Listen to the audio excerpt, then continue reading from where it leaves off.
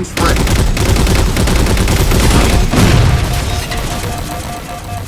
Hey everybody, I'm Ryan McCaffrey with IGN. We are up here at 343 Industries talking with Kynan Pearson, the lead multiplayer level designer on Halo 4. Kynan, welcome. Thanks for having me. We are going to check out all 10 Halo 4 multiplayer maps, so be sure to click over to all of them on IGN. Which one are we going to take a look at right now? All right, so right now we're going to take a look at Exile. Exile is a large-scale vehicular map. It's cylindrical, it's a donut, effectively, with a lot of reinforceable areas on the outside, and then some structures that cut through the middle for some shortcuts and routes and base defense. This map, fictionally, is a crash site where they reinforced a makeshift base out of the materials that were provided by the crash debris and everything of the ship. They kind of had to reinforce that area to survive. All right, so as I was talking about before, getting into the vehicle stuff, a donut is basically a description of a map that has an area that goes around the map completely. So if you look at the shape of a donut, there's a hole in the middle. This isn't really a hole, just in the description of the route. You're blocked off from the center in terms of your vehicle pathing. So you can just clean drive around the outer edge of the path, back and forth. It creates a nice loop. There's multiple routes that you take within the donut, but as you can see, I can make it from one end of the map to the other. I can turn around and go the other way, and there's just really nice vehicle combat areas. It makes vehicles fun to drive. You're not running into stuff constantly, but there's plenty of areas for ground units to kind of spring surprise attacks on the players that are going around and do stuff. I see a lot of opportunity here to just load up a gunner in the Warthog and just start doing donuts around the donut to take out various enemies. Absolutely.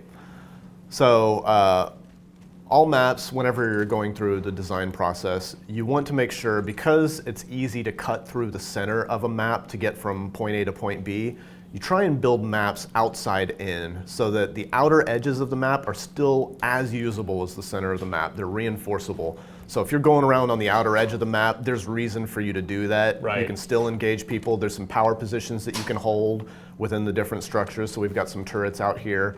But as you can see, just any of these areas, like if somebody is over here and they're exposed out in the middle, it's actually, even though it takes a lot longer to make it around the map, it's a valid strategy to use the outer area of the map. That's one of the things that Halo maps have done really well.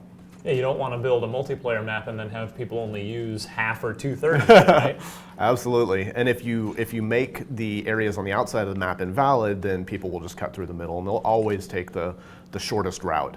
So this is just showing that we've got quick access routes to get from outer edges into the center, so that even if you go around the outside and you're using cover and going for objective points, that there's still great reason to go outer in rather than having to worry about So there shortcuts. is a Banshee. We haven't seen too many of them by default in the multiplayer maps. You explained why in another of our map videos. But here we have one, and it's got all its same bag of tricks as it's always had, right? Absolutely. You can still do dodges, you can do your flips, and then you can reorient yourself. You have your standard weaponry. You've also got Banshee bombs, so you can deliver some devastating damage, and you can boost. So you can splatter ground units, you can get around the map fairly easily. And I trust it's still possible if the driver gets close enough and you've got a skilled enough player on foot to board a Banshee. Absolutely. So there are some certain choke points that the Banshee needs to kind of, you don't have to go through this, but people tend to. So we give lots of opportunities to board the Banshee. Plus, you can have a plasma pistol in your default loadout. So at any given time, just bring as it the Banshee down. is going down, you can EMP it, run over, and take it. Now, do you find when you're designing a large-scale multiplayer map like this, is it harder or easier to do than one of the smaller or mid-sized maps? A lot of times the larger maps, because they have to support vehicles and ground units, are more difficult in terms of their layouts, because you have to make it valid for players to do both things. Right. And when you're building a path in terms of a vehicle route or whatever. You need to make it comfortable for the vehicle to turn around, do donuts, and engage people. But those areas still have to feel good at the scale of the player if they're on foot and trying to get away from vehicles. You don't want the map to feel empty. That's another one of the things where, because we have sprint by default, you're actually able to get around the map fairly easily. And just as Banshee defense right now, we have the Goshawk, so you can take the Banshee out fairly easily as long as you've got some good aim and you're not a sitting duck for the Banshee bomb. Now, on paper, how does this map start when you sit down with it? Does it start with the donut and you think, okay, big scale map, I want to ring around it so the vehicles can get around, and then build from there? How's the creative process on this? Yeah, so typically, and for this map specifically, the outer routes and the vehicle routes are set very early on. So you know what space the map takes up in terms of how long it takes a vehicle to make it around and what area feels good for just driving. And then it's kind of like spacing out things like the amount of time that it takes to run from one side to the other on foot to make sure that you're not fully exposed to long-range weapons and that the lines of sight are appropriate so that if I'm running around on foot, as you can see, I can defend myself from people shooting long range within certain areas so that I can make my way across the map into the center area. The next is what it takes to define the scale of the structure that goes through the center area. And you want this to feel great and feel good and take enough time so that it's not a way to completely shortcut the routing of the map for the vehicles and make those obsolete. So, what game types are well suited to this? Obviously, bigger team things, but is this going to be Halo 4's go-to capture the flag map, for instance? This is actually really good for capture the flag, and for a BTB map, it's great for objective types. Dominion's one that functions really well on here, but also Flood is really good on this map, even though it's a large scale map. There's a lot of interesting things that you can do with Flood.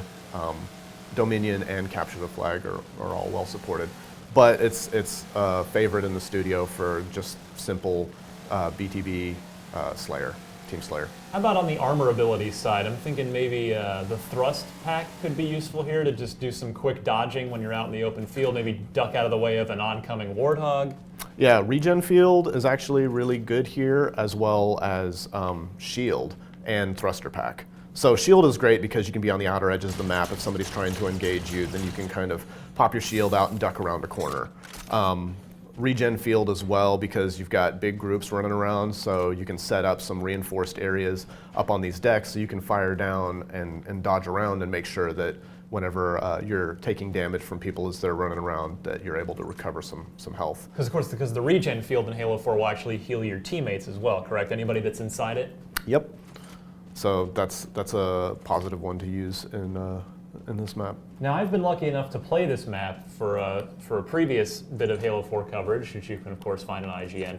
And in that session, I remember a Scorpion tank popping up. Is it in here by default, or will it show up based on various custom or certain game types? Yeah, Scorpion is in here by default. I will run to it now.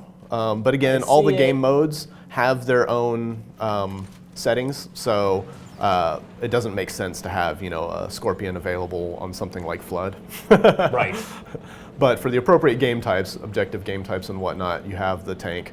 The tank is great in this map, and it's another power vehicle that you have to contend with. But again, because you have things like the Goshawk and the Banshee, as well as plasma pistols, you have to have a coordinated team to be able to make sure that it's safe. Of course, the Scorpion's been a favorite going back to Halo 1 multiplayer. Is this the only one of the 10 maps that has a Scorpion in it by default? Scorpions are available in some of the other maps and mode types, but this one I believe might be one of the only Scorpions supported by default maps. Yeah. So as you're designing this, you want a big map with the ring around it, so vehicles can get around.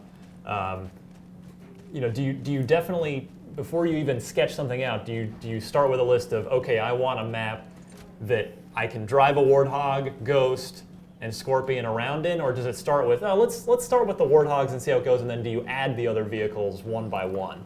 A lot of times we have an expanded sandbox, so we have a lot of vehicles, and we've introduced some new vehicles.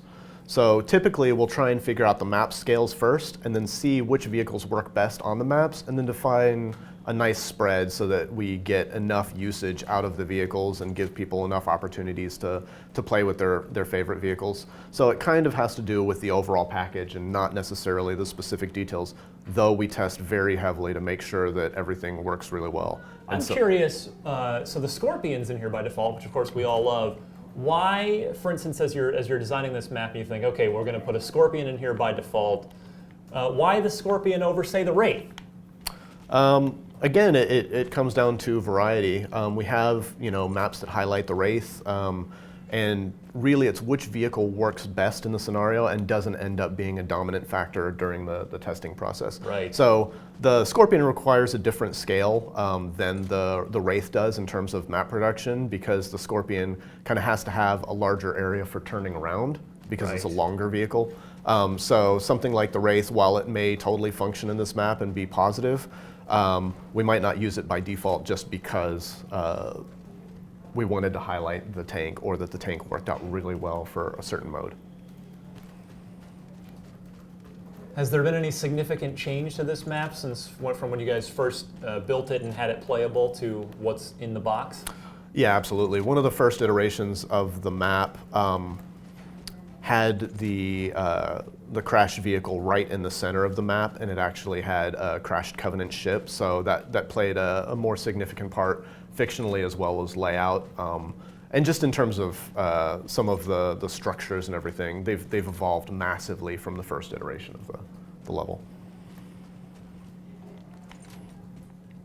Well, I think that's all the excellent highlights from Exile. We're going to move on, take a look at some other maps. For all 10 map overviews for Halo 4, be sure to keep it locked right here to IGN.